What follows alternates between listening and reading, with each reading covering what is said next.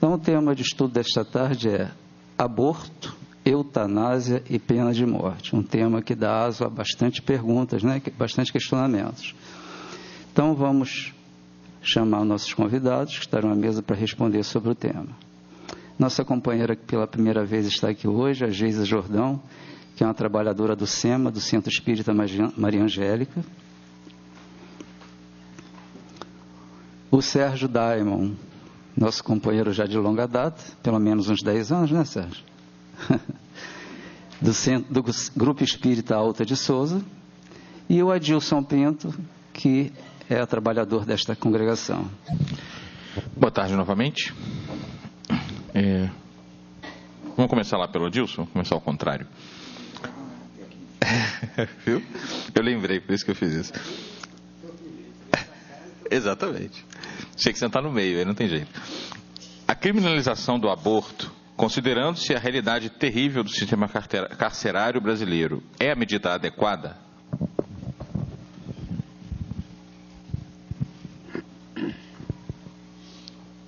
É isso aí, Candido. Está misturando aí aborto com carceragem? Porque a criminalização do aborto é a medida adequada, considerando o sistema, a Constituição.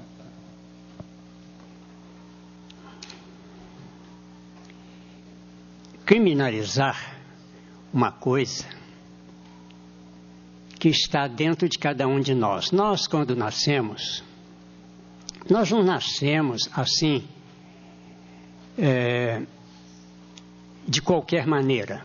Existe um planejamento no plano espiritual, onde os pais são chamados, antes às vezes de reencarnar, e é acertado ali se vão ter filhos, se não vão ter filhos. Então, tudo é programado.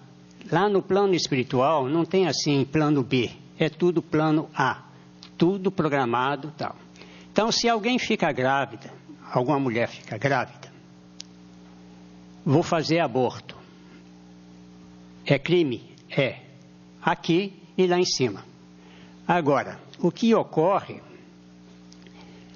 se vai ter, nós vamos pegar as pessoas que cometeram aborto e colocá-las na cadeia, isso também é um crime. Por uma razão muito simples. Lá no plano espiritual, aqueles que fazem o aborto é julgado de acordo com a capacidade de entendimento, conhecimento. Às vezes a pessoa ignorante comete o erro e mais tarde, quando ela descobre que aquele erro foi realmente prejudicial, que ela não devia ter feito aquilo, ela se arrepende. Agora, é julgado não de acordo com os nossos raciocínios ainda muito curtos a respeito desse crime aborto. Fez o aborto, não precisa ficar reclamando da vida. Ah, meu Deus, eu cometi um erro, que coisa terrível. Não. A vida continua. Você terá ao longo dos seus 90, 100, 120 anos, muito tempo para se redimir, para consertar as coisas que você fez. Porque não tem nenhum anjo aqui. Todos nós estamos no planeta de provas e expiações e todos nós somos espíritos atrasados que precisamos aprender. E como nós aprendemos? Nós vamos aprendendo com os nossos erros. Cada erro que você aprende é tentativa e erro. É assim que nós resolvemos as coisas aqui no planeta Terra.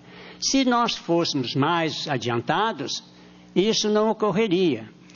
Agora, criminalizar ou descriminalizar, isso não vai alterar em nada a nossa responsabilidade no plano espiritual.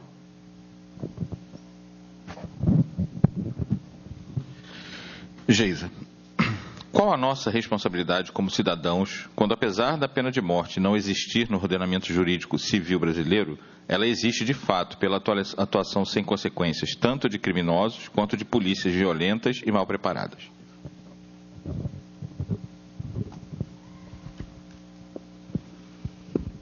É uma questão muito complicada, muito difícil, porque, como o nosso irmão colocou, na legislação civil não há pena de morte, mas há uma previsão no caso de guerra, que está no Código Penal. Nós devemos, em todas as situações, preservar a vida. Preservar a vida. Chico Xavier, diante de uma questão semelhante sobre a pena de morte, ele vai lembrar da passagem do bom samaritano, onde vinha, um homem, foi assaltado, ficou num estado lastimável.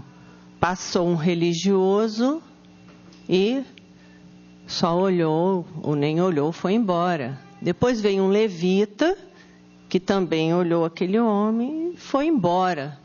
Mas veio um samaritano, que era considerado sem qualquer qualificação religiosa. No entanto, foi este homem que socorreu o homem e o levou a uma hospedaria, acertou lá com aquele hospedeiro o que deveria acontecer com aquele homem. Então, o Chico vai nos trazer essa figura para mostrar que todos tinham um nome, religioso, qualificado, levita, samaritano, o hospedeiro.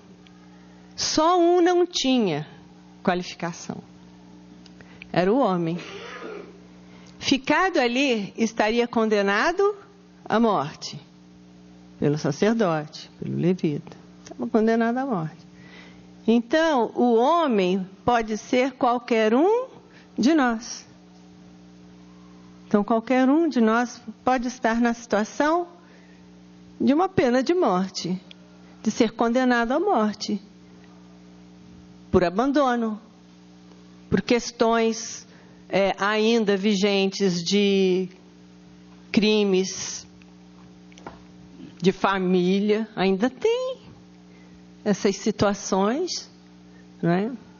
Então, a pena de morte, ela vai sim ter um fim totalmente em todas as nações, porque ainda há nações que têm a legalidade da pena de morte, à medida que o homem for evoluindo.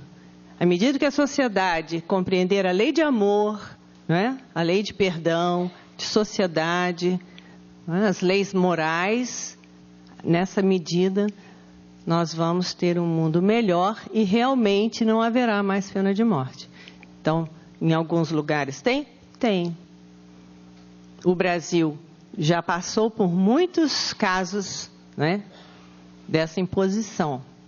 Hoje nós já temos muito avanço, mas a gente tem que cuidar que a pena de morte, que a gente possa imaginar só morreu enforcado como Tiradentes, morreu decapitado, mas existe aquela pena de morte do abandono, que nós condenamos à morte por abandono.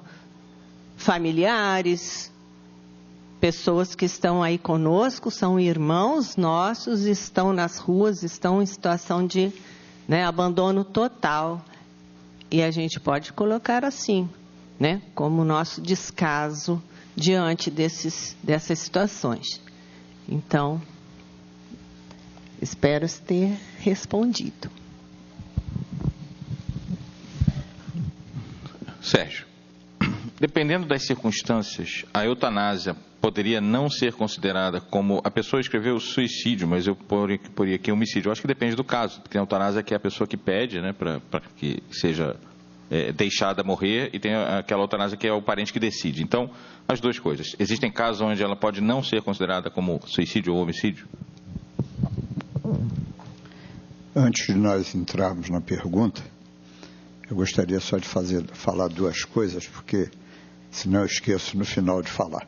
Primeiro, cumprimentar a casa pelos 10 anos desse trabalho, porque manter um trabalho num dia de domingo, às 3h30 da tarde, tendo que lutar contra 2 Copas do Mundo, 2 Olimpíadas, um campeonato carioca, não sei mais o que, violência e tudo mais, e manter a casa cheia do jeito que o Francisco de Paula mantém, isso é uma glória, é um negócio assim, eu digo isso com todo carinho, com todo coração, porque sou ex-dirigente de casa espírita e não existe coisa mais gostosa para todos nós, maior felicidade para todos nós, é ver uma casa trabalhando, é ver um trabalho ir em frente, não parar. Tá? Eu realmente, o Giuseppe falou aqui, que eu estou aqui há 10 anos, eu não sei se é isso mesmo, é ele que tem a agenda lá, que deve saber, mas já me considero aí candidato a um crachá de membro honorário, né, desse trabalho aqui, né, pelo tempo que eu estou aqui. Por isso que eu vibro com esses aniversários, assim, né? Realmente eu fico muito feliz mesmo quando eu vejo que um trabalho completa mais um ano existindo, porque a luta é difícil, é muito complicado. Vocês não sabem o trabalho que ele tem desde o ano passado de arranjar esses 3 aqui para vir aqui uma vez por mês, né, arranjar gente para falar todo domingo, né, porque não é todo mundo que se predispõe a vir falar e tudo. Então, fica aí meus parabéns a todos vocês, principalmente aos dirigentes materiais que souberam manter a pujança desse trabalho. A segunda coisa que eu gostaria de falar é o seguinte: quem ainda não viu, vá ver o filme Kardec. Tá? Ele é muito bom. O Wagner conseguiu em 2 horas sintetizar um pouco da vida de Kardec, mostrar que era um homem normal, qualquer um de nós, né? Sofria lá as suas decepções, seus dramas e de não aguentar mais a tarefa, né? Mas a gente sabe que a tarefa é árdua e tem que ser levada em frente. É muito bom e muito interessante. É pena que a menina, a garota propaganda ali que estava aqui antes do filme, né? Quando ela falou do telecurso Kardec ou qualquer coisa assim, ela esqueceu de acrescentar mais uma coisa. A preocupação de Kardec com os estudantes era tão grande que dentro daquela relação de matérias que ele escreveu sobre aquelas matérias todas, existem 2 coisas que ela não cita ali. Uma é que dentro da língua francesa, até hoje, Hippolyte Léon Denisard Rivail, que é o verdadeiro nome de Allan Kardec, é respeitadíssimo e consultadíssimo para aqueles estudiosos profundos da língua francesa. As gramáticas feitas por Kardec são base, são pilares da gramática francesa, depois de tantos anos que ele as elaborou. E o segundo, a preocupação dele com o estudo era tão grande que ele elaborou um manual para as mães de candidatos à Sorbonne. Pouca gente sabe disso, mas na biografia dele, a gente descobre isso esmiuçando a biografia dele. Ele fez um manual de orientação para que as mães soubessem como iam encaminhar seus filhos, como iam botar eles para estudar, para fazer prova para a Sorbonne, que todos nós sabemos que é a maior universidade da França, né? Então vejam o valor que esse homem tem. Agora, se vocês forem na França hoje procurar por Allan Kardec, vocês só vão encontrar esse nome no cemitério Père Lachatre, é onde se encontra a sepultura dele, que é um dolmen druida, né, onde está escrito lá: nascer, morrer, renascer, progredir sempre, tal é a lei. Tá? Ou por um outro detalhe, que segundo consta, embora tenha todos aqueles filósofos, grandes homens da França, estejam lá sepultados nesse cemitério, é a única sepultura, o único túmulo que tem flor 365 dias por ano, segundo relatos que eu já ouvi de várias pessoas. Mesmo no inverno rigoroso, com toda a neve, sempre alguém vai lá e coloca flores no túmulo de Kardec. Saiu dali, não pergunte por Kardec, porque ninguém mais conhece. Quem conhece Kardec hoje chama-se os brasileiros, só.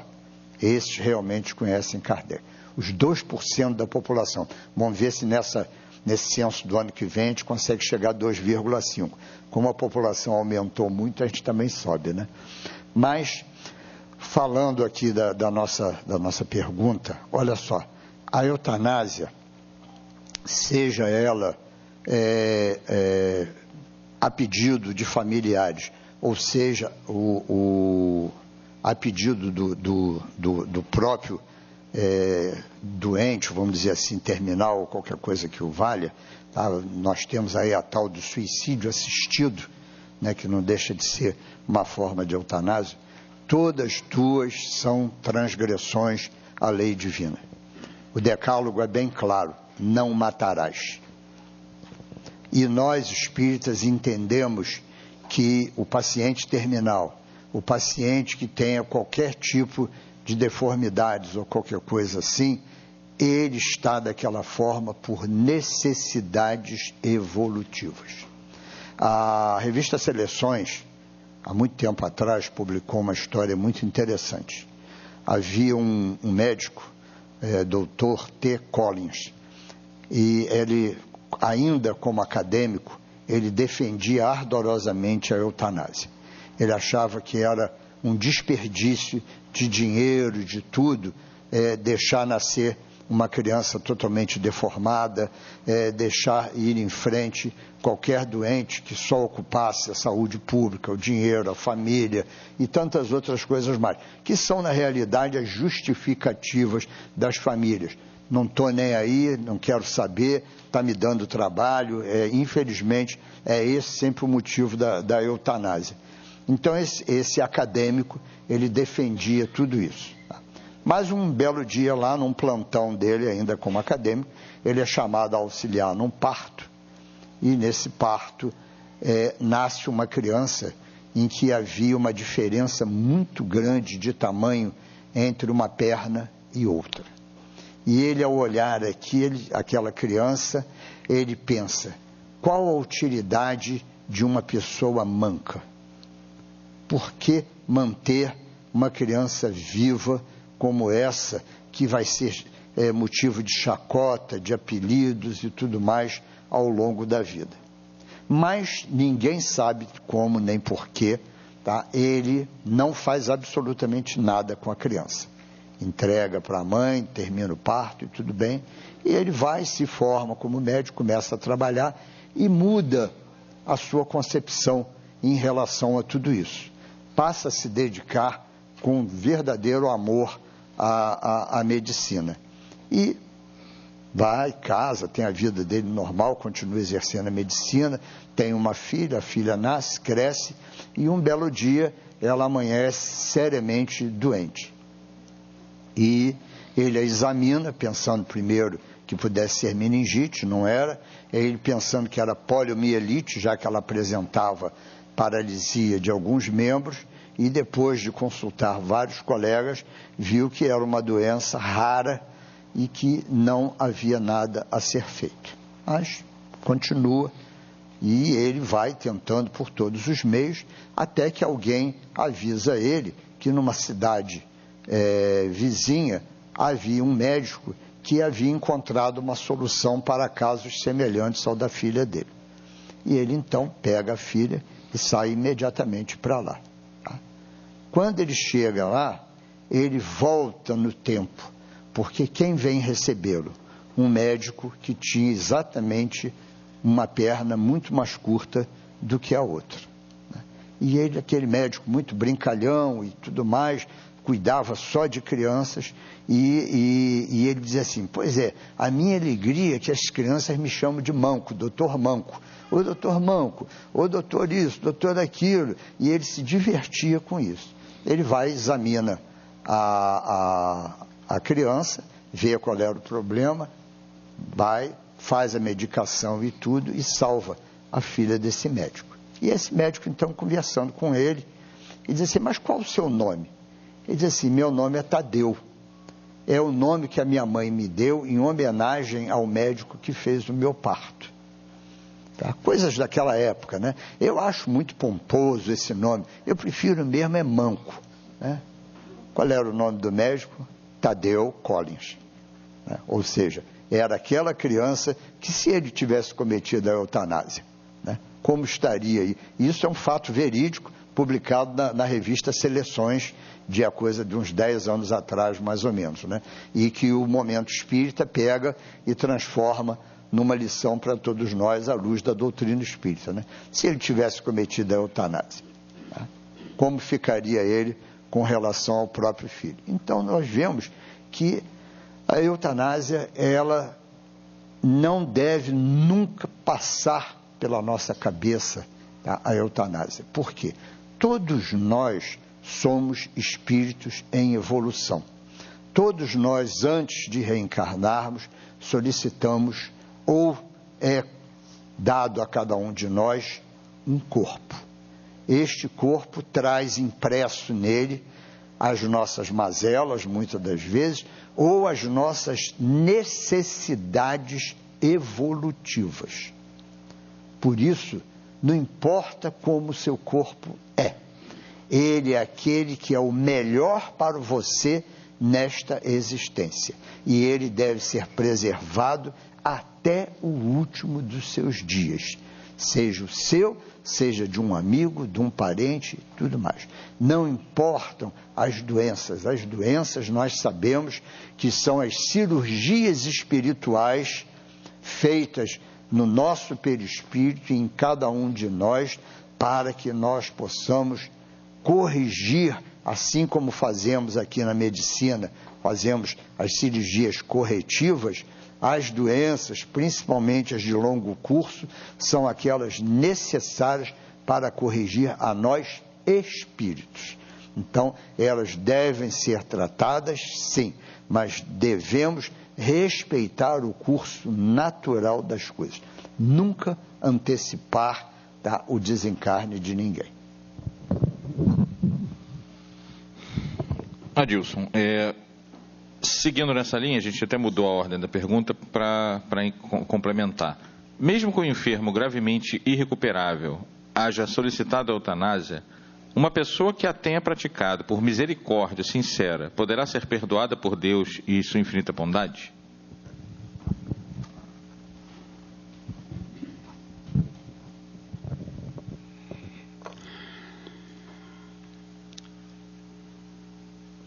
Vamos supor que o cidadão está muito doente, me dê uma injeção aí que me mate de uma vez. Todo anestésico, ele vai dar o quê? Morfina. Todo anestésico ultrapassa as barreiras, limites entre o perispírito e o corpo. Ou seja, quem fica anestesiado, seja um calmante, qualquer tipo de psicotrópico, ele interfere no perispírito. Se aquele produto químico ficar 12 horas ali, o corpo morre e o espírito não desencarna. Porque existem duas coisas na morte: a morte física e o desencarne. O desencarne é a saída do espírito do corpo. O que acontece? Ele vai ficar ali, o corpo vai entrar em necrose e ele vai ficar sofrendo as consequências disso. Além disso, o plano espiritual, por mais bondade que queira fazer, retirá-lo, não consegue, porque as ligações químicas ali são grandes, eles não interferem. Então, só nesse pedacinho, ele vai sofrer bastante. Agora,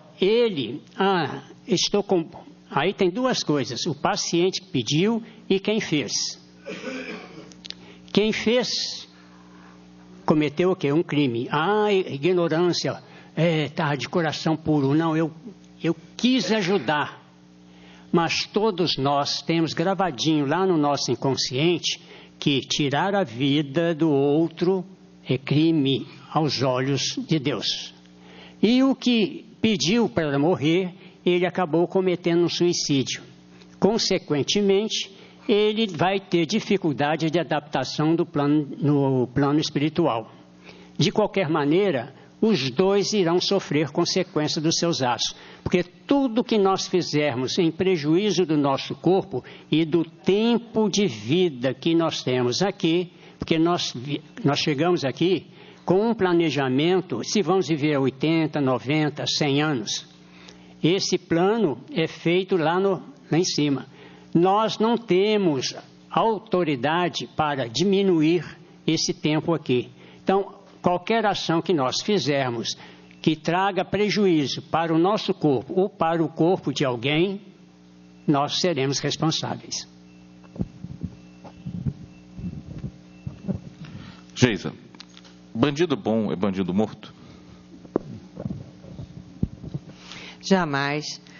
O bandido bom, Jesus, na cruz, ele tinha de um lado o bom ladrão. Era ladrão. Era bandido, mas era bom. Do outro lado, o outro, né? O bom pediu a Jesus, né, que o levasse. E o que Jesus fez? Hoje mesmo estarás, né, no paraíso comigo. Então, isso a gente precisa entender que aquela pessoa que está no crime, que é um bandido, ela está nesse momento, ela não vai ser isso para sempre. Esta encarnação é uma encarnação também difícil para quem enveredou, né, nas estradas do crime. Então, se a gente, né, se torna aquele que julga, que condena, né, nós temos leis. As leis deveriam, né, aplicar, ser justo. Nós temos que ter, né, penitenciárias que conduzam esse irmão a um bom caminho. Então, já houve muito progresso em relação aos presídios, mas a gente sabe o quanto ainda é preciso ser feito. Mas são nossos irmãos, mesmo que tenham cometido crimes muito, vamos dizer assim, terríveis, que nos chocam, são filhos de Deus. E são amados por Deus do mesmo jeito. Porque o amor de Deus não seleciona. Ó, eu te amo, você não, você sim, você não. Todos somos filhos de Deus, todos.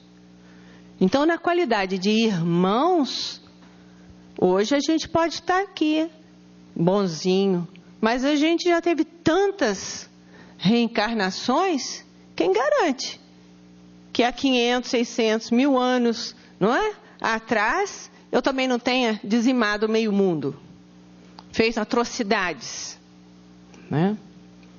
Então, nós precisamos sim orar por aqueles que estão na senda, né, do crime, ter o nosso momento de prece, de vibrações positivas, porque muitas vezes esse bandido mau está na nossa família. E o bandido bom também.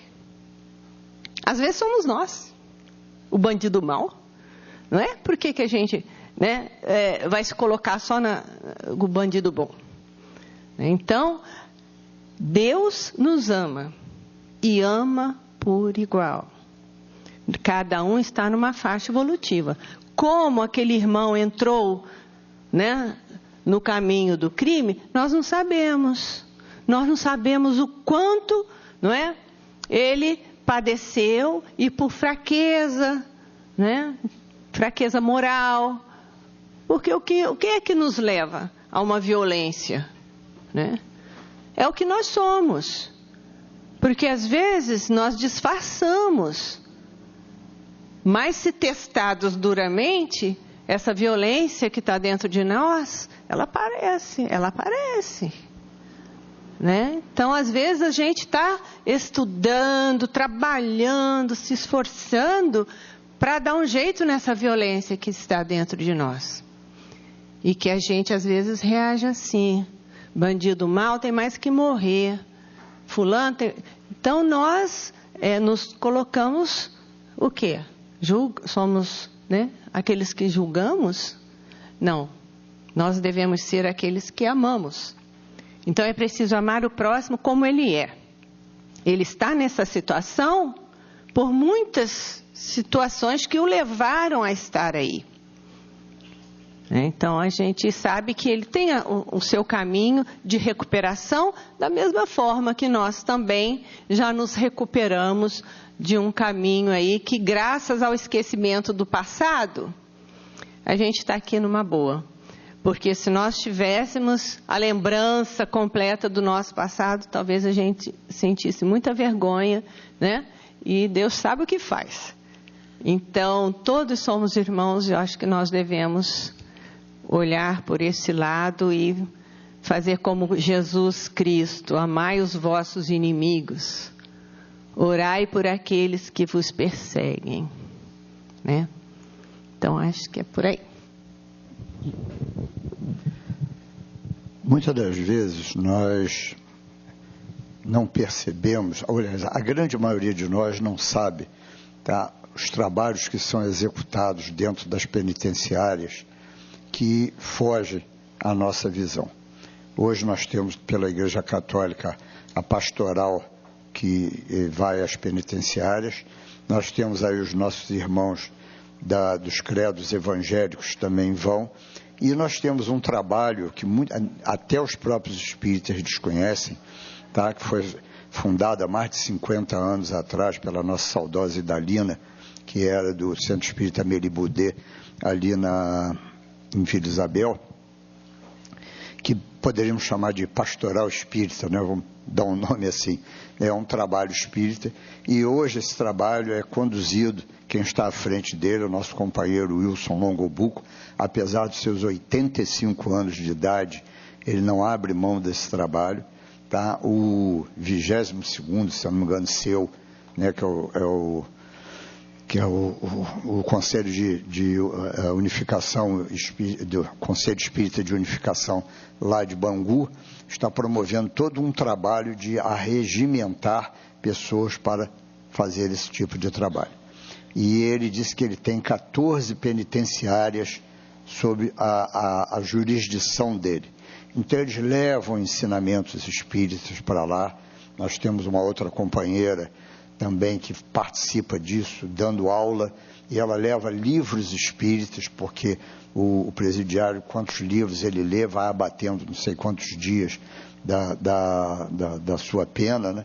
Então, quer dizer, existe esse trabalho. O bandido bom é aquele bandido que a gente consegue acesso a ele, ou seja, aquele que a gente consegue modificar tudo isso, né? E o próprio Wilson conta que num desses estudos que ele estava fazendo, levanta-se de repente lá do fim da sala um dos presidiários, diz que era aquele tipo armário, né, tamanho 3x4, e vem andando rápido na direção dele. Quando chega perto dele, ele diz: bom, agora eu não saio mais vivo aqui de dentro, né? Vou desencarnar aqui dentro. Ele olha para ele, começa a chorar e agradece tudo aquilo que ele havia aprendido ali, porque aquele era o último dia dele na penitenciária, e que ele certamente, ele tinha certeza absoluta que tudo aquilo que ele aprendeu dentro da doutrina espírita iria dar um novo rumo à vida dele do lado de fora. Então, vejam, ninguém é irrecuperável, porque existe a lei do progresso. Então, bandido bom é bandido morto, para quê?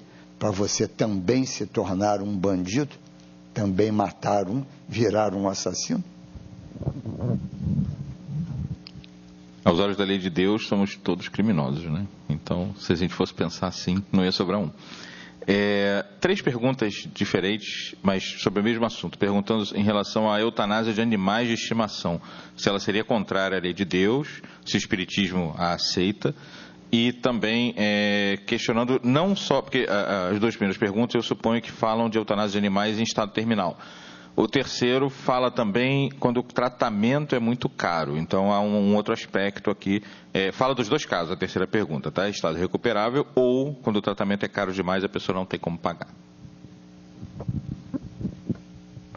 Acho que vocês estão querendo cometer eutanásia comigo, né? Olha só, vamos por parte nisso daí. A doutrina espírita nos mostra, tá, que o animal, quando ele entra também nesse ritmo, né? E hoje nós vemos aí a quantidade, eu tenho uma amiga que ela está, eu já estou até preocupado porque casada recente, mas ela está colocando em risco até o próprio casamento em função de uma cadelinha que já teve AVC, está cega, não tem mais faro, não sei mais o que, aquela coisa toda. Ela simplesmente se isolou do mundo para cuidar da cachorra. É um erro, né? Porque nós viemos para viver em sociedade. ainda mais quando nós temos, e hoje eu estava vendo lá, por causa de uma necessidade de transporte, eu estava vendo, ela só tem, nós estamos em maio, só tem 7 meses de casada. Tá? E o marido só sai sozinho, porque ela não sai para lugar nenhum e tudo. Isso é um grande erro. A doutrina espírita nos mostra a dor no animal, o sofrimento no animal, é a impulsão no progresso do que nós chamamos ali do princípio inteligente. Ele está amadurecendo, ele está fortalecendo determinadas coisas. Porque, olha só, nós, ali não existe perispírito, embora alguns companheiros desavisados chamem o animal, digam que o animal tem perispírito. Não, ele tem uma protoforma de perispírito.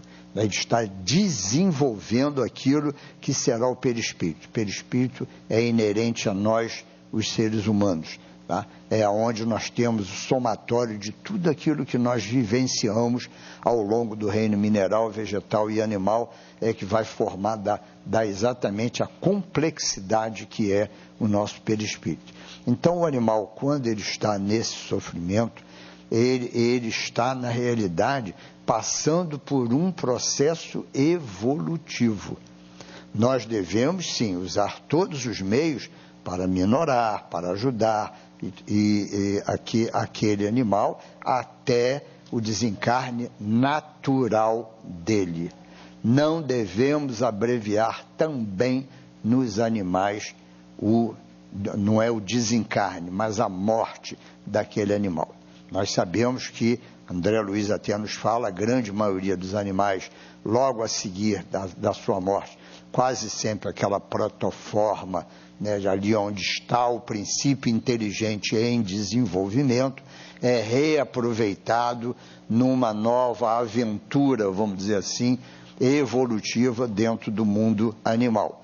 Então, nós não devemos abreviar isso. Quanto à última questão, com relação quando o gasto é muito caro.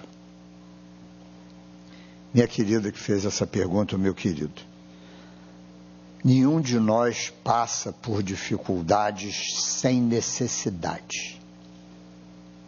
Nenhum de nós. Se nós temos muitas das vezes esses problemas, tá?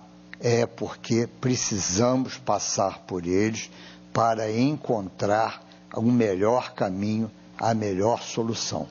Muitas das vezes, nessas horas, é que aparecem talvez os piores momentos na nossa vida.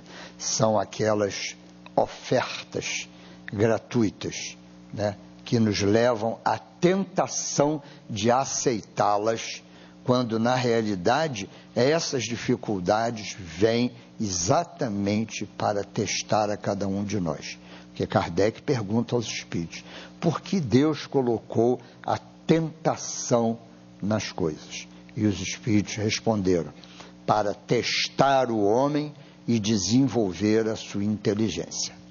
Então, se o tratamento é caro, não vou dizer se vire, tá? Mas procure arranjar um meio de manter esse tratamento, sem se comprometer com algo que mais tarde possa trazer prejuízos, principalmente morais, a você. Mas faça tudo o que você puder fazer pelo seu animalzinho ali, tá? Até o desencarne natural dele. Dizem que a gente não deve citar problemas pessoais, tá? Mas para que todos possam entender o que eu quis dizer com isso. Eu tenho uma filha, está aí hoje, 43 anos de idade, tenho um neto através dela, mas ela, com 10 dias de nascida, foi internada, tá, com infecção generalizada que pegou em berçário de maternidade. Tá? Um quadro crítico mesmo.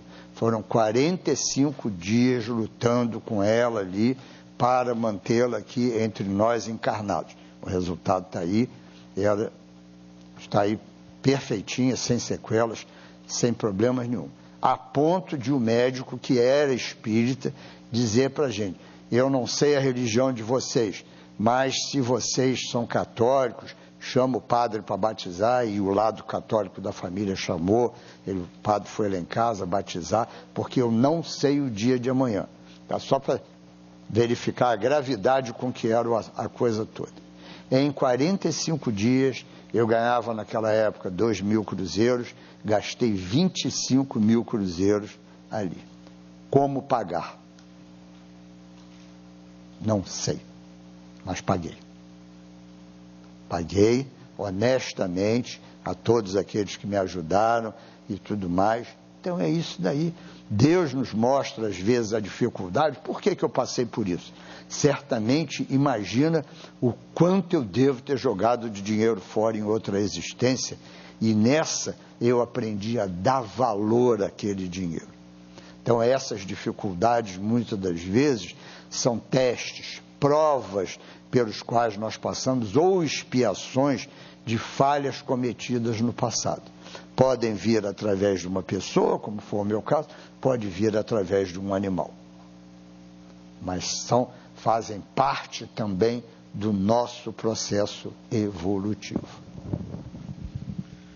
Adilson, duas perguntas sobre as consequências espirituais para as pessoas que trabalham diretamente em equipes que atuam em aborto. Aí eu abro isso para todo mundo, desde a recepcionista até o médico, né? Para a gente não...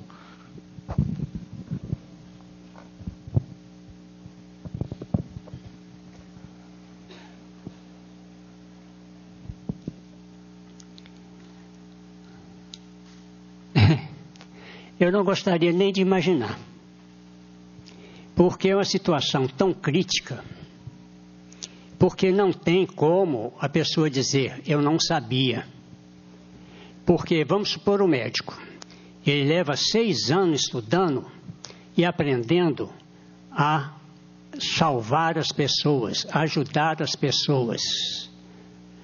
E a responsabilidade do médico é muito grande, porque é uma das profissões mais exigidas no plano espiritual. Você, quando vem para fazer medicina, é programado no plano espiritual, você vai estudar medicina lá durante o período, vai receber um corpo com um sistema de defesa extraordinário para que você não pegue as doenças que você está cuidando. Então, você tem um preparo totalmente especial. E você vem e vai ganhar dinheiro matando. A responsabilidade é imensa. O sofrimento é muito grande. Se eu descrever para vocês aqui como que é a situação lá no plano espiritual dessa gente, vocês vão sair daqui correndo. Que às vezes eu tenho sonhos que eu ando por uns lugares assim lá no, vamos chamar que todo mundo chama de umbral. Não tem luz, é tudo escuro. Você só vê gemidos, ouve gemidos, pessoas deformadas. E esses irmãos que tiveram essa oportunidade de dar a vida, de ajudar a viver, eles não vão passar situações, às vezes anos e anos, e às vezes séculos, sofrendo no plano espiritual, porque quando nós tiramos a vida de alguém, nós adquirimos uma dívida com aquele alguém. E a maior parte fica lá nos esperando para cobrar. Então, vamos supor que o médico passe na vida dele lá 50 anos de profissão, 6 abortos por dia. Quantos não irão esperá-lo do lado de lá? As cobranças que irão em cima dele. Quantos anos ele vai ficar na mão desses espíritos revoltados? Porque nem todo o espírito que veio e teve a oportunidade de vida retirada dele vai perdoar. Os que perdoam, o percentual é mínimo. Os outros vão ficar esperando. E vão cobrar, cada um vai botar para fora aquilo que o tipo de vingança que ele programou. E pode levar séculos. Existem casos registrados de irmãozinhos que agiram nessa... Tem um livro do André Luiz, que eu não me lembro o título mais, que ele está num portal e vê uma mulher pedindo ajuda a ele. E ele, como não tinha autoridade para abrir o portão, ele chama a pessoa, o espírito responsável, e o espírito diz para ele, olha, aprimora a sua visão e olhe para ela. E ele olhou e viu que havia um monte de rostinho, todo preso, vamos dizer, no perispírito daquela mulher. Ela falou, olha, essa é a quantidade de aborto que ela fez na vida. Então vocês vejam que a consciência do autor vai acusá-lo durante muitos anos, além das cobranças daqueles irmãozinhos que foram passados para o lado de lá. Vocês estão falando aí em matar, eutanásia, fazer não sei o quê. Quando você mata alguém, principalmente um bandido, bandido bom, bandido morto,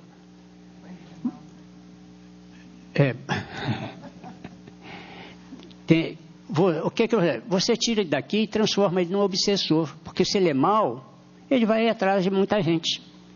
Você vai dar mais liberdade a ele, porque ele não tem o corpo, ele pode ir para onde quiser e atazanar a vida de qualquer um.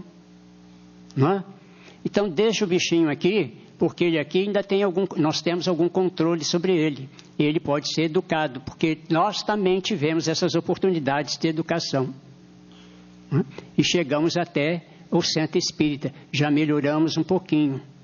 Então, se nós recebemos essa bênção de aqui permanecer, vamos dar também a esses irmãos a chance de permanecer. Isso vale para a eutanásia, vale para o aborto, para tudo. E quem já fez aborto, não se esquente a sua cabeça, não. Você tem muito tempo aí para fazer caridade, para ajudar outras pessoas a recuperar o tempo perdido. Você será julgado de acordo com seu conhecimento, seu entendimento naquele momento. Não existe inferno, conforme se diz, fez isso, vai para o inferno. Não tem isso. Você errou, você vai ter de quitar a dívida, certo? Trabalhar para corrigir o erro que você provocou.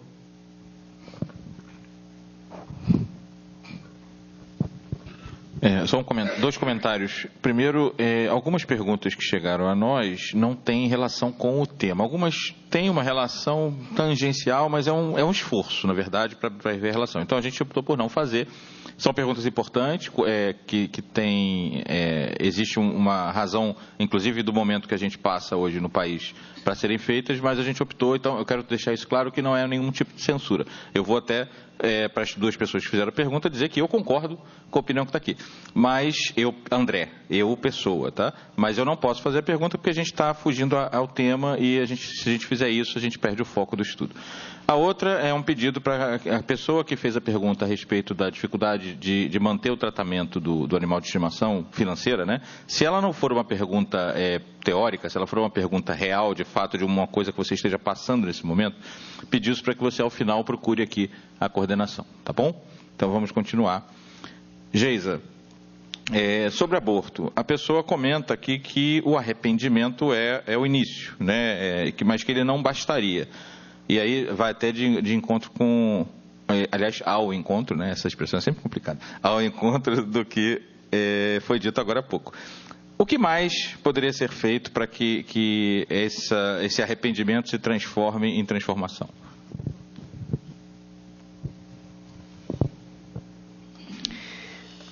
Gente, o aborto, eu tenho para mim que dói muito em quem faz. Dói muito. E é uma dor que a pessoa pode disfarçar por muito tempo, mas em algum momento da sua existência, ou nessa ou em outra, isso vai doer mais. Porque nós impedimos alguém, né, de reencarnar, de ter a oportunidade de vir aqui.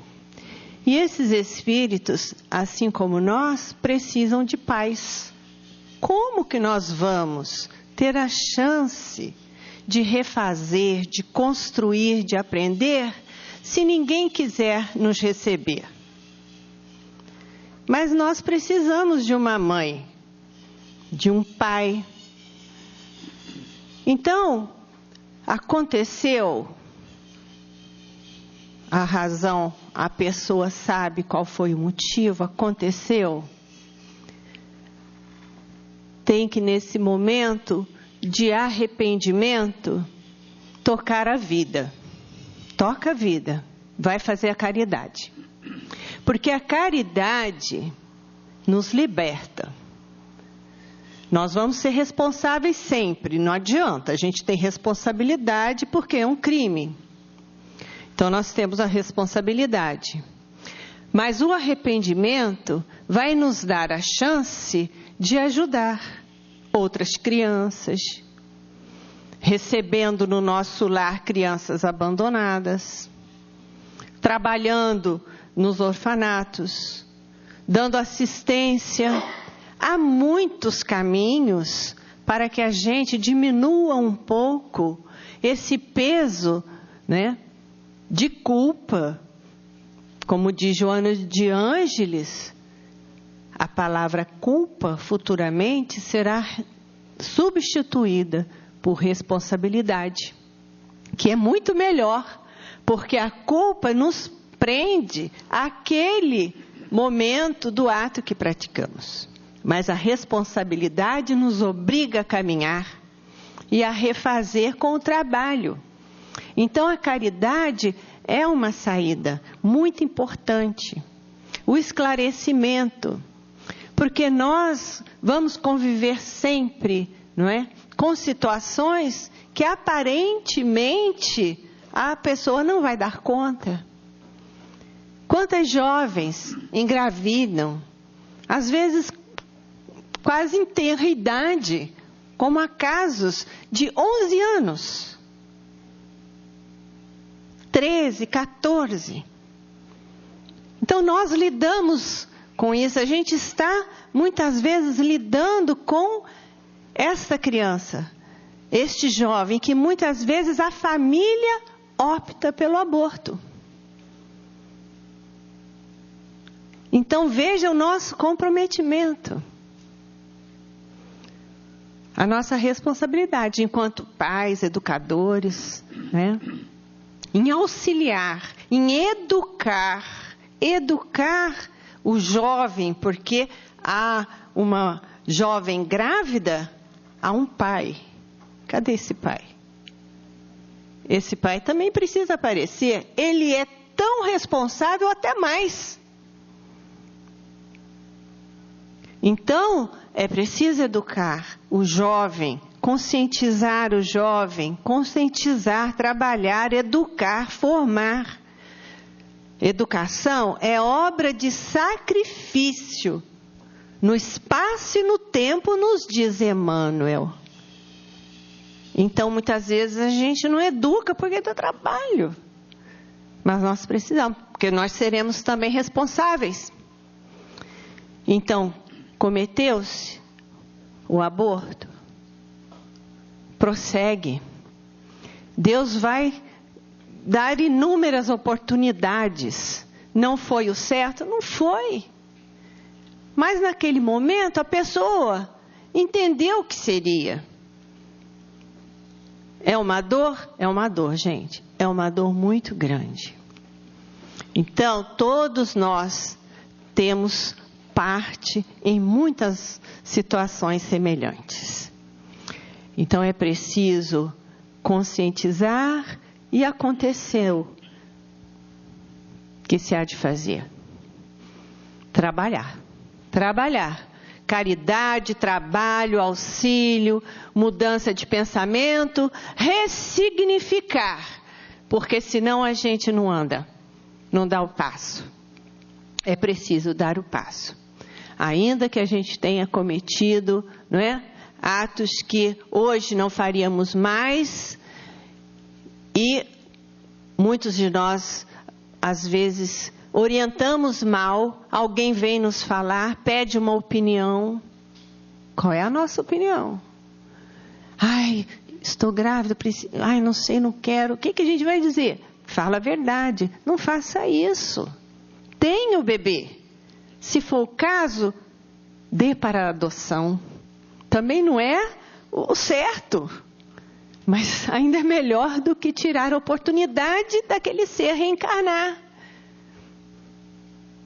Porque a lei é de justiça, mas é de amor. Então nós precisamos acertar os nossos passos. Sérgio, na visão materialista, o sofrimento do doente terminal... Essa pergunta, na verdade, é uma extensão... Essa ideia já foi passada, mas uma extensão dela a gente achou por bem fazer. Na visão materialista, o sofrimento do doente terminal e da família não faz sentido, já que a morte será inevitável. E na visão espírita, qual o sentido e objetivo desse período de dor física e psicológica para ambos, para o doente e para a família? Eu poderia até ser chamado aqui de maluco se eu dissesse que essa é uma oportunidade ímpar na vida de cada um de nós. Vamos dizer, ficou doido, né? Não fiquei doido, não. Sabe por quê? Veja só, o doente que é terminal, mas que, vamos dizer, esteja lúcido de tudo que está se passando com ele, ele está preso àquele corpo ali em dificuldade, alguma razão do passado. Mas mais de tudo e acima de tudo, ele está desenvolvendo ali a paciência, a resignação, a humildade, a aceitação. Tudo isso ele está desenvolvendo. Agora a família. Por que a família está ali caminhando junto e sofrendo? Se há alguém doente, essa doença certamente é um reflexo do seu passado. E quem foi o causador dessa doença, muitas das vezes, no passado? Aqueles familiares que estão ali à volta. Então, eles estão ali, vamos dizer assim, destilando, purgando lentamente tudo aquilo que possam ter sido os causadores em existências anteriores. Porque quantas vezes nós vemos aí, né, e hoje nós estamos vendo muito isso, principalmente quando os pais se descuram do trabalho de educar os seus filhos, quantos estão caminhando na direção da violência, das drogas, do suicídio, tudo mais. Ele suicidou porque ele, só pela vontade dele? Não. Quem o impulsionou muitas das vezes? A própria família, pelo descaso, pelo abandono dentro da própria casa. Não, Deus, deixa tudo isso aí, eu trabalhei demais essa semana, eu preciso descansar, vou passar o fim de semana fora, e o filho fica lá, cheio de iPod, aí isso, aí aquilo, depois vem o ai na vida da gente, em função de toda essa parafernália que eu digo, mas enquanto ele está lá, ele não está me perturbando, tá? Isso é uma maravilha, eu pelo menos descanso a minha cabeça. Mas você não veio ter filho para descansar a cabeça, você veio para trabalhar, tá? Então, o que acontece? A família no entorno daquele doente é aquela que necessita, através dessa dificuldade, tá, resgatar com aquele companheiro débitos do passado. Então, todos estão envolvidos. Todos nós, quando temos um problema dentro de casa, nós estamos envolvidos. E ali nós vemos também quantos são aqueles que não cumprem o seu dever. Né? Aonde está o honrar, por exemplo, pai e mãe, quando o problema é com o pai ou com a mãe? Não vou visitar porque eu quero guardar a imagem da minha mãe. Muito bem, mas é na hora que ela mais precisa do seu apoio, da sua presença, da sua vibração física, da sua emoção, do seu sentimento, da sua caridade, do seu amor, é a hora em que você foge? Aonde está o seu comprometimento familiar ali? Esse é que é o grande problema. Então a família, ela está ali junto. Existe um motivo, Não existe nada por acaso. Nós temos que colocar isso dentro dos nossos estudos espíritas. O acaso não existe. O destino também não existe. A sorte e o azar também não existem. Tudo o que nos acontece faz parte de duas coisas. Ou é uma programação pela qual nós passamos, escolhemos aquilo ali para o nosso caminho, ou é o mau uso do nosso livre-arbítrio. E o destino não pode existir porque eu tenho livre-arbítrio. A doutrina nos ensina duas coisas fundamentais para todos nós. Uma, ninguém nasce para fazer o mal. Ninguém nasce para fazer o mal. Você faz o mal pelo mau uso do seu livre-arbítrio. Tá? Ninguém sofre sem merecer. Se nós não tivéssemos o se não tivéssemos o livre-arbítrio, tivéssemos um destino pré-determinado, não haveria suicida. Quem é o suicida? Aquele que, infelizmente, achou uma falsa porta de saída da vida. Só, pura e simplesmente. Nada dá certo na vida de fulano. Ele é um azarado, tudo para ele dá errado, isso e aquilo. Como será em vidas anteriores? Será que tudo não dava certo para ele e ele menosprezou tudo aquilo? E assim nós vamos em frente. Por que um doente na família? Por que um problema de criança nascendo na minha família com paralisia cerebral? Porque logo eu, das duas, uma. Ou você está comprometido com aquilo dali, ou a hipótese mais difícil, você já é um espírito missionário, tá? Que recebe espíritos endividados para ajudá-los na sua recuperação. Essa hipótese é um pouquinho mais difícil, né? Mas nós não podemos descartá-la também, porque cada um de nós é um espírito num patamar evolutivo.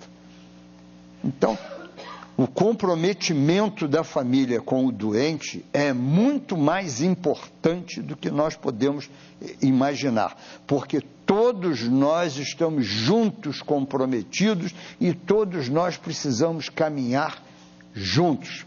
Vejam lá a trilogia da Ivone Pereira, eu não canso de citar isso, né? Graças ao meu querido trabalho aqui feito de me mandar falar do Cavaleiro de Lumière aqui, lembra? Eu tive que ler a trilogia toda para entender. E no último livro, existem 2 capítulos em que mostra o trabalho da espiritualidade para reencarnar um núcleo familiar. Tá? A distribuição de tarefas, a distribuição dentro da própria família, quem será o quê em cada uma dessas coisas. Tá? Aqueles que não mais reencarnarão naquele núcleo familiar, mas que reencarnarão longe e retornarão à nossa vida como aqueles grandes amigos, aquelas grandes amizades que aparecem de repente e que são nossos amigos até o último dos nossos dias encarnados. Tudo é planejado, tudo é planejado. Não é destino, é planejamento para que nós possamos progredir. Mas não esqueçamos que nós temos o livre-arbítrio para seguir ou não aquele planejamento que foi feito. São linhas mestras principais para a nossa vida, não um determinismo. Olha, nesta encarnação, a sua meta é esta, tá? Tente cumpri-la da melhor forma. Para isso, existe a família, a melhor ideia de Deus, a maior invenção dele, para que nós possamos, principalmente nesses casos todos, né? A família sofrendo junto por causa do doente, ali, sabe o que é isso? Simples. Reconcilia-te com teu adversário enquanto estás a caminho com ele. Adilson, um dos argumentos do movimento pró-aborto é o de que a mulher tem o direito de dispor de seu próprio corpo. Qual a visão espírita dessa afirmação?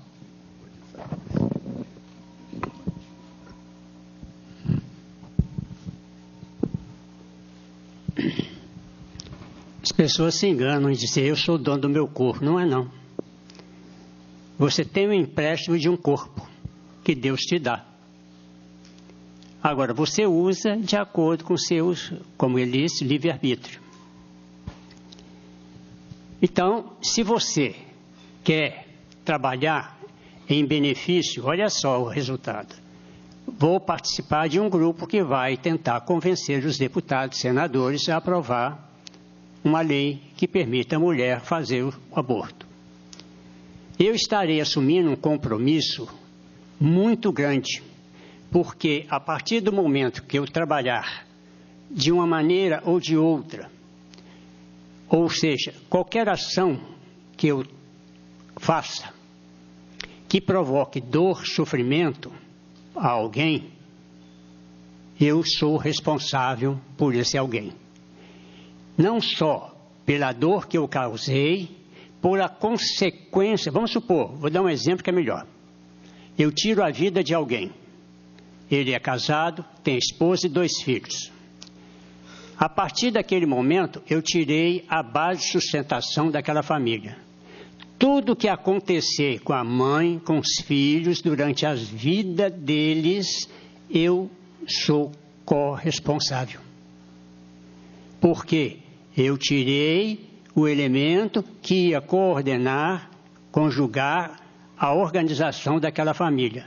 Então, tudo que eu faça que prejudique alguém, que modifique a estrutura programatória da reencarnação de alguém, eu passo a ser responsável pela ação e pelas consequências.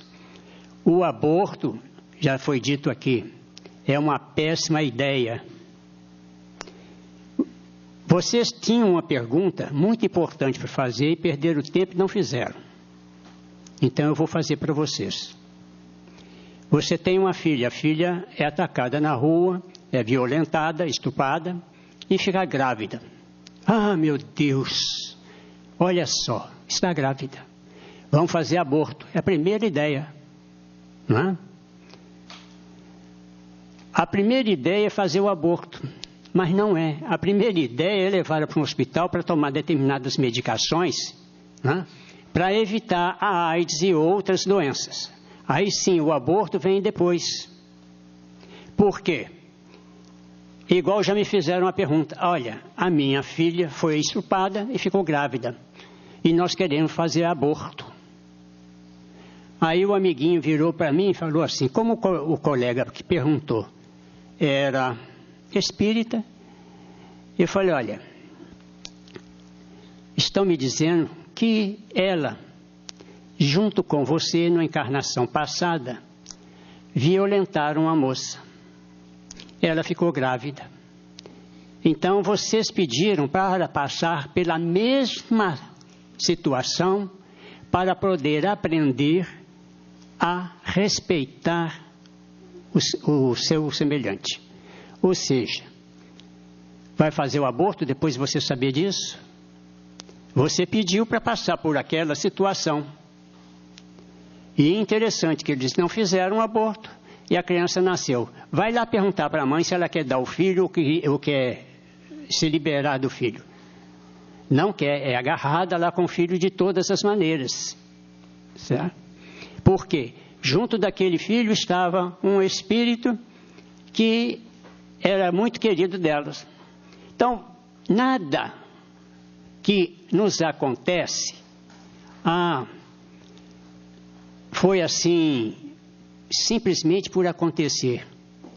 Nós recebemos aquilo que semeamos. Nós temos as oportunidades. Mas eu não sei do passado. Não interessa o que você... Não sei nada do passado. Mas não interessa o que você saiba ou não. O que interessa é o que está acontecendo hoje. É uma decorrência do seu passado. Se você fez coisas erradas, você terá de quitar essa dívida. Tem um livro do Manuel Filomeno de Miranda, que tem um caso de um cidadão que ele teve tuberculose e numa situação extremamente crítica, porque nenhum tratamento conseguia resolver. Até o dia que o plano espiritual, vendo que a programação dele, ele precisaria ter 2 filhos, né? E viver durante determinada quantidade de tempo para se modificar, conhecer a doutrina espírita e se modificar. Mas por que ele teve essa doença? Porque ele pertencia à Igreja Católica na encarnação anterior e ele queria galgar postos lá em cima. Então, qualquer pessoa que fosse um obstáculo a esse progresso dele dentro da organização, ele tinha o hábito de apunhalar pelas costas. E as pessoas morriam com hemorragia. Então, no plano espiritual, para dar um prolongamento de vida para ele melhorar, eles pegaram um médium, né, durante o sono, deslocaram o espírito dele para o plano espiritual, deslocaram o paciente, o doente, para o plano espiritual, fizeram, vamos chamar de uma transfusão de sangue, mas não foi a transfusão de sangue, uma transfusão de fluidos do médium para aquele espírito, e aqueles fluidos foram assimilados pelo perispírito, voltaram com ele para o corpo. Porque quando nós recebemos o passe aqui, vocês não recebem direto do corpo. Vocês recebem através dos chakras, através do perispírito, e depois aquilo é repassado para as células do corpo. Então, eles fizeram isso no plano espiritual. Para quê? Para que aqueles fluidos do médium desse a ele uma organização de defesa adequada para que os macrófagos, que são umas células de, vamos dizer assim, de defesa do organismo, pudesse matar os bacilos de Koch. Então, ele se recuperou. E essa doença esse exemplo vai resolver uma questão de várias questões aqui. Essa doença fez com que ele parasse para pensar na vida após a morte e o que ele realmente estava fazendo aqui no planeta. Realmente ele se transformou, modificou totalmente, conseguiu alguns anos de vida recuperar muito do prejuízo que ele tinha causado aos outros. Fez muitas amizades com aqueles que ele havia prejudicado, porque no trabalho espiritual que ele realizava como médium, ele conseguiu adquirir a confiança e a amizade daqueles inimigos. Então, vocês vejam o seguinte, o que nos acontece que parece um mal, às vezes é um bem. No momento a gente acha que é um mal, mas é um bem porque a nossa vida não termina aqui com o corpo, a nossa vida continua no plano espiritual. E é lá que nós vamos receber os abonos, né, das nossas ações aqui e o nosso progresso moral e espiritual.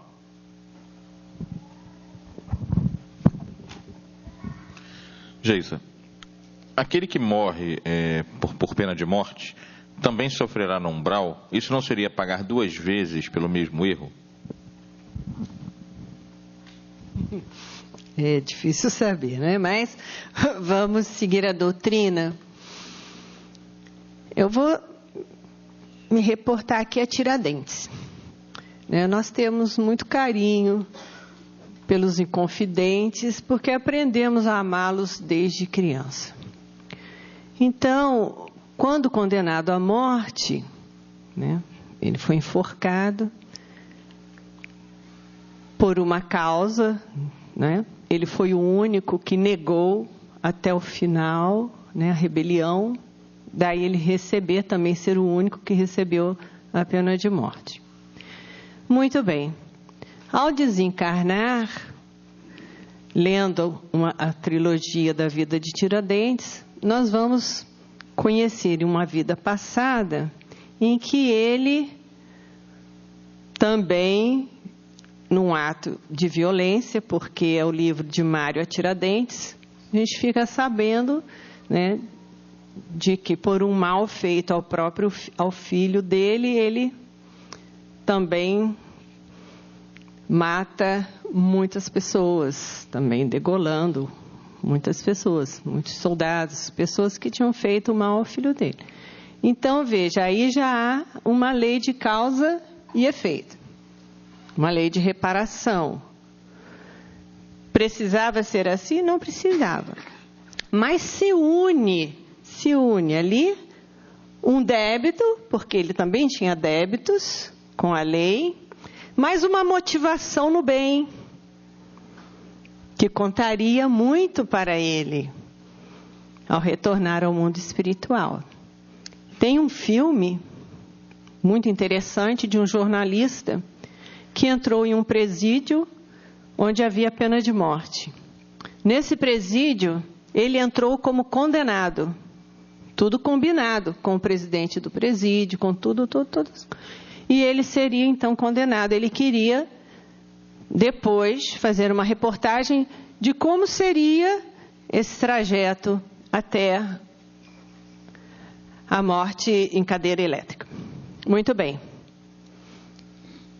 Em determinada parte, ele começa a ficar com medo. Por quê? Porque ele tenta falar com o diretor do jornal, não consegue. Ele tenta falar com o diretor do presídio, não consegue. Ele quer falar com a família dele, não consegue. Tudo que ele tenta, ele não consegue. E ele vê que, de alguma forma, aquilo está se tornando uma realidade. E chega o dia da sua execução. Então ele se prepara, né, revoltado, chorando, triste, porque ele tentou falar com todo mundo que aquilo era um engano. Ele dizia, gente, mas eu sou um jornalista, eu estou aqui por engano, tal. Ninguém acreditou. E quando ele está na cadeira, né, para ser executado, nesse exato momento, entram aquelas pessoas, o diretor, o dono do jornal, né? Já que ele queria sentir o que seria, né, morrer, ter uma pena de morte, ele então teria aquilo até quase, né, os últimos segundos. Resultado, ele estava morto. Ele morreu antes mesmo da execução. Eu fiquei pensando nisso, porque ele era inocente. Ele era inocente. Ele não seria executado. No entanto, ele não suportou. E morreu, infartou, morreu ali. E no mundo espiritual, como seria? Como é que ele estaria lá? Em grande perturbação, eu imagino. Por quê? Porque ele morreu. Do coração. Mas alguém fica desamparado no mundo espiritual? Onde está o nosso anjo guardião? Então, se eu tenho culpa, de toda forma, eu vou receber auxílio. Eu vou receber auxílio. Meu anjo guardião vai estar lá, aqueles espíritos, eu vou ter... Fui para pena de morte porque eu devia, mas eu vou ter assistência espiritual. Posso nem enxergá-la, posso nem ver, mas eu vou ter assistência espiritual. Mas eu sou inocente... Foi totalmente inocente, porque já houve caso assim, porque a pena de morte ela é tão negativa que ela não tem como retroceder. Se você prende alguém, dali a 10 anos você descobriu que ele é inocente, você pode soltar. Tem uma dívida com aquela pessoa, mas você pode soltar. Qualquer outro, né, penalidade você tem como reverter. A pena de morte não tem.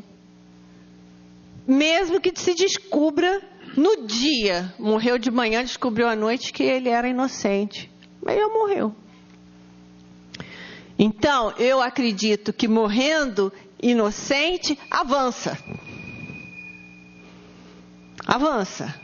Porque era inocente, houve um erro de justiça, possivelmente ele tinha algum comprometimento que ele precisava passar por uma experiência muito dolorosa.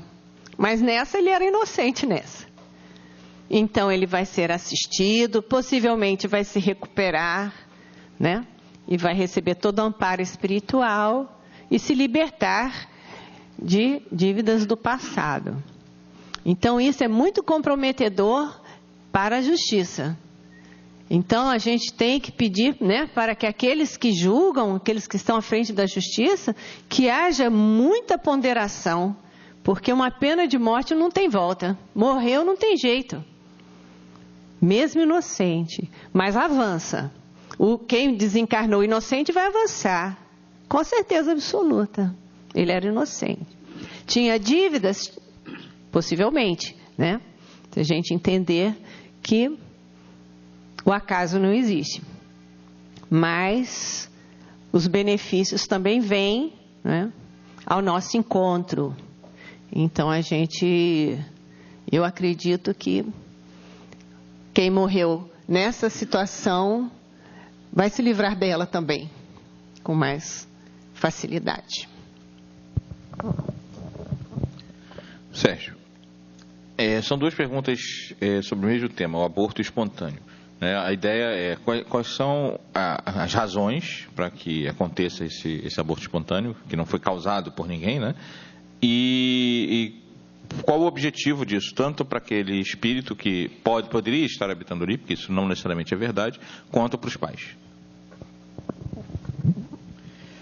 Nós temos visto aí no noticiário nosso do jornal, de vez em quando se acha um bebê jogado no lixo, né, ainda com cordão umbilical, placenta e tudo mais, né? Isso, só ao longo desse ano, pelo menos eu já vi essa notícia de uns 3 ou 4 vezes seguidas aí, sobre exatamente isso. Achou um bebê jogado fora ali no lixo, isso e aquilo. Ora, quem faz isso, tá, vamos dizer assim, é o aborto daquele que já nasceu. Você está abortando, na realidade, uma existência em que você poderia se dedicar como mãe ou como pai. Não deixa de ser também um aborto. Então, você está desprezando aquele espírito com o qual você havia se comprometido lá muito antes do berço de reencarnar. Você havia se comprometido a trazer aquele espírito à luz e, junto com ele, enfrentar as dificuldades normais da vida para evoluir, para progredir. Ora, a lei divina, ela não é uma lei de talião, olho por olho, dente por dente. Mas ela é aquela lei que nos mostra que todas as vezes em que nós fizermos algo, ou seja, contra nós mesmos ou contra o nosso semelhante, nós temos que um dia passar por uma coisa chamada expiação. E o que é a expiação? É você passar em você mesmo, tá, aquilo que um dia você ocasionou ao seu semelhante. Então, o aborto espontâneo, ele vem, na grande maioria das vezes, para, como se fosse, não um castigo, mas para que uma mãe, quando entendeu na espiritualidade o erro que tinha cometido e pede a oportunidade de ter um novo filho, ela passa pela perda desse filho, né, perda entre aspas desse filho, através do aborto espontâneo, para dar valor àquele filho que algum dia ela abandonou em outra existência. Seja como bebê, seja doando logo após ao nascimento, mas ela será responsabilizada por aquele ato cometido lá no passado. E a criança? No corpo, porque espírito milenar ali, também trazendo as suas cargas de conhecimento e de dificuldades. Muitas das vezes será aquele que um dia menosprezou o seu corpo e o destruiu através do suicídio, através direto ou indireto, e que também, reconhecendo o erro cometido, pede uma nova oportunidade reencarnatória. E vem, e quando ele está prestes a conseguir, ele perde, através do aborto espontâneo, aquele corpo, para dar valor àquele corpo que um dia ele maltratou e desprezou no passado. Essa a lei de causa e efeito. É assim que nós vamos resgatando os erros cometidos no passado. Porque, como bem disse o nosso companheiro, nós não somos donos de absolutamente nada. Essa falácia de dizer que a mulher é dona do seu próprio corpo, isto é um redondo engano. Se fosse dona do seu próprio corpo, quando você voltasse ao mundo espiritual, você carregava ele. E, no entanto, você o deixa aqui. Dessa vida, nós só levamos o conhecimento adquirido e o acervo de trabalhos no bem que nós executamos. O resto fica tudo. Da minha casa ao meu corpo, tudo fica aqui. Hoje eu estava vendo de manhã, ali, Mônaco, cada barquinho de pesqueiro horrível, cada umzinho assim, pobre, de gente muito pobre, todos alegres, felizes da vida ali. Certamente muitos ali, sabem bem empregar o seu dinheiro, gerando condições de melhoria para os seus semelhantes, gerando empregos através de indústrias, de comércio, tanta coisa mais, empregando em doações, em trabalhos filantrópicos, em trabalhos de cultura, distribuição, conhecimento para todos. Mas quantos estão ali só aproveitando? Talvez sejam aqueles que no futuro verão ali, voltarão assim, um ano conseguindo juntar dinheiro para comprar a minha televisão de 55 polegadas. Um ano daí para conseguir fazer aquela primeira viagem e tudo mais, sofrendo ali no dia a dia. Sabe para quê? Para dar valor ao dinheiro. Se nós passamos pelas dificuldades financeiras para dar valor ao dinheiro, muitas das vezes vamos passar nas dificuldades do nosso corpo para dar valor àquele corpo que um dia eu desprezei, para dar valor àquele filho que um dia abandonei. Essa é a lei divina que vai fazer com que nós aprendamos realmente a bem usufruir de todos os benefícios e bens e bondades que a divindade colocou à nossa disposição, pura e simplesmente para o nosso trabalho de progresso em direção à nossa meta, que é a perfeição relativa. Nosso tempo está terminando, a gente vai dar 3 minutinhos para cada um para fazer as considerações finais. Começar do Adilson também, para a gente seguir a ordem.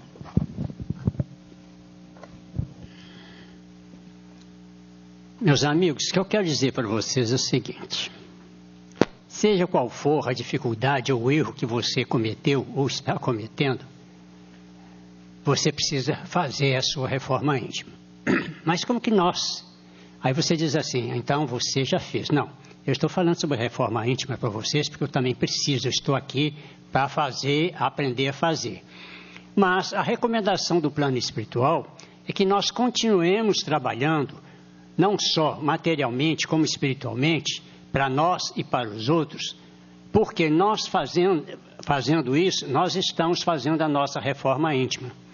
Porque aqui no planeta Terra, a reforma íntima é feita não através de guru, ou através de livro com várias lições te ensinando a reforma íntima, porque talvez o autor nem saiba o que é a reforma íntima.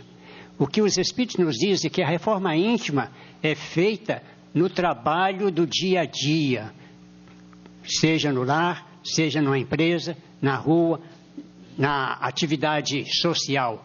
Nós estamos fazendo a nossa reforma íntima. Não tenha pressa. Isso é gradual.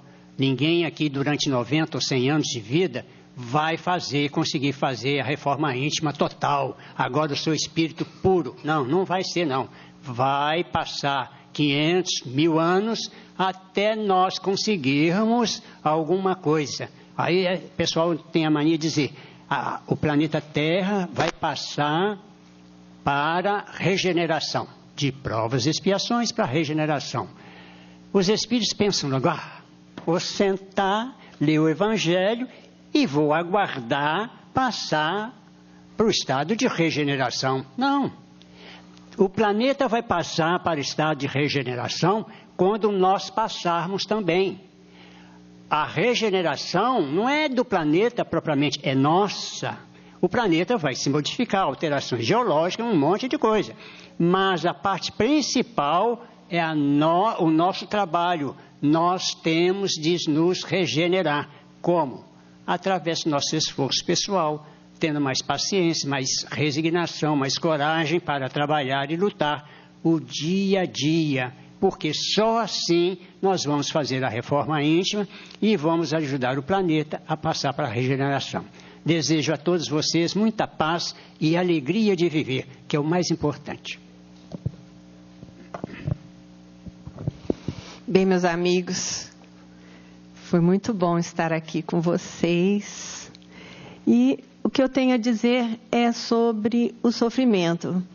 Veja bem, numa vida muito material, graças à ideia de que a gente tem que ter prazer sempre, prazer em tudo, felicidade, bem-estar, que nós temos que, só ter coisas boas. Mas isso é um engano, porque no momento evolutivo em que estamos, o sofrimento, a dor nos acompanha. Então, muitas vezes, para a gente se livrar daquela dor, daquele sofrimento, cometemos eutanásia, cometemos aborto. Não é? Então, porque queremos nos livrar da dor, do sofrimento, mas nós estamos buscando mais dores e mais sofrimentos. Né? E eu trouxe esses exemplos que eu acho que todo mundo conhece, que é o Stephen Hawking, não é? Esclerose lateral amiotrófica. Imagine, todo mundo lembra a história desse físico que trabalhou, que viveu, que produziu tanto até o último minuto, não é? Exemplificando, o trabalho, a firmeza. Esse é um exemplo. E Tony Judith, que foi um historiador inglês que tinha a mesma doença e produziu, trabalhou até o final. Então a gente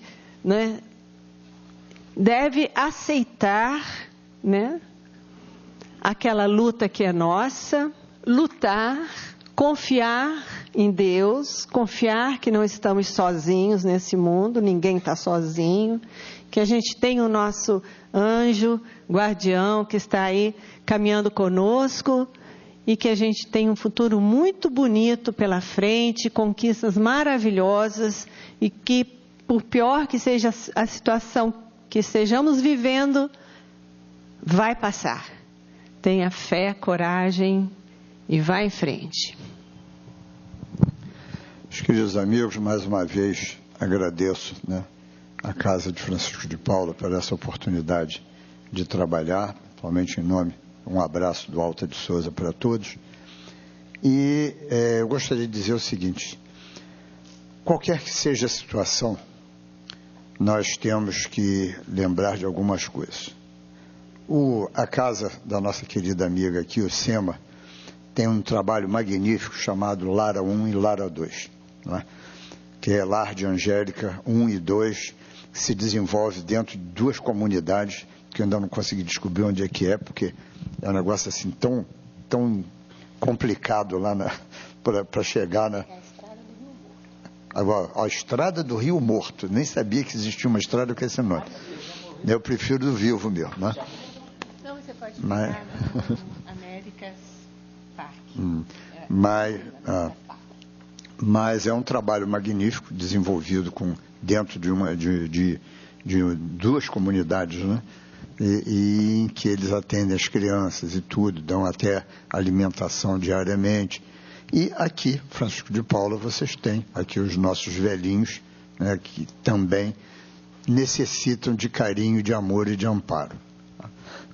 Então, o que eu quero dizer é o seguinte: mesmo que nós tenhamos cometido algum deslize com relação aí a aborto, quando tenhamos pensado, né, em mandar desligar os aparelhos lá dos nossos parentes, porque já não aguentavam mais, todo dia lá no CTI via aquele bip-bip lá, né, no nosso ouvido, aquela coisa toda. Mesmo que essas coisas tenham passado pela nossa cabeça, nós devemos ir em frente, mudar a nossa maneira de pensar, como disse o Adilson, progredir. E um bom progresso é esse. Olha, quantas oportunidades de trabalho nós temos. Venham aqui, né, um dia, vejam qual é o dia aberto à visitação dos nossos velhinhos, venham bater papo com eles. Tá? Durante muitos anos, ali na 28 de setembro, nós tivemos um asilo de idosos ali, que ficava atrás daquele colégio João Alfredo, né, ali, quase pertinho do hospital ali. E um grupo de senhoras lá do Alta de Souza, todo mês ia lá visitá-los. Todo mês elas tiravam um dia da semana e iam lá passar uma tarde com aqueles velhinhos. E eles já ficavam na maior alegria esperando elas chegarem. E a gente lembra muito de um livro que quase todo mundo já leu, né, e alguns passaram até por cima dessa frase, mas eu não passo por cima dela de jeito nenhum, que é O Pequeno Príncipe de Saint-Exupéry, né? E no diálogo dele com a raposa diz para ele assim: se você vem às 4, desde as 3 eu começarei a ser feliz. Tá? Quanto de sobrevida nós demos àqueles velhinhos só por eles contarem a vida deles da mesma maneira todas as vezes que elas iam lá. Elas sabiam a vida de cada um de cor e salteado. Elas só mudavam o encontro, né? Hoje eu vou com aquele velhinho, hoje eu vou com aquele, tá? Mas sabiam a vida de todos eles, mas a alegria deles, o quanto nós ganhamos com isso, quanto nós progredimos. Isso é trabalho no bem. Tá? Não adianta, a caridade material é importante, ela é muito importante, porque ainda temos muita gente necessitando disso.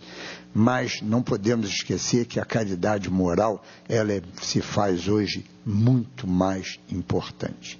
Então, a sua presença amiga, junto a alguém que sofre, tá? Você está ali levando esse conhecimento espírita que a gente recebe aqui para aqueles que estão à sua volta. Faça isso sempre, faça, porque a nossa aquisição, aquilo que nós levamos para a espiritualidade, é aquilo que nós damos de nós mesmos. Quando eu pego o meu agasalho, o meu dinheiro, os meus legumes lá do Lara, né, e entrego na casa espírita, eu estou transferindo da minha guarda para outros aquilo que está sob a minha responsabilidade, já que eu não sou dono nem do meu próprio corpo. Eu estou transferindo. Agora, quando eu dou a minha palavra, a minha presença, o meu tempo junto a alguém, eu estou dando algo de mim, algo meu. Isso sim é a verdadeira caridade que nós podemos fazer para o próximo. E todas as vezes que a dificuldade se apresentar a você, faça como Jesus falou lá no Sermão da Montanha, quando ele diz assim, é só a gente trocar a palavra talvez, né? Jejuar por dificuldade, né? Quando tiverdes que jejuar, não faça como os hipócritas que fazem cara de contristados. Não, quando tiveres que jejuar, lava o teu rosto, limpa a tua cabeça, levanta e vai em frente, siga, tá? Porque certamente aprendemos hoje aqui que ela faz parte da nossa melhoria e do nosso progresso. Façamos sempre tudo isso e certamente um dia estaremos nos encontrando novamente lá em cima, bem melhores um pouquinho do que estamos aqui embaixo. Que Jesus nos abençoe a todos.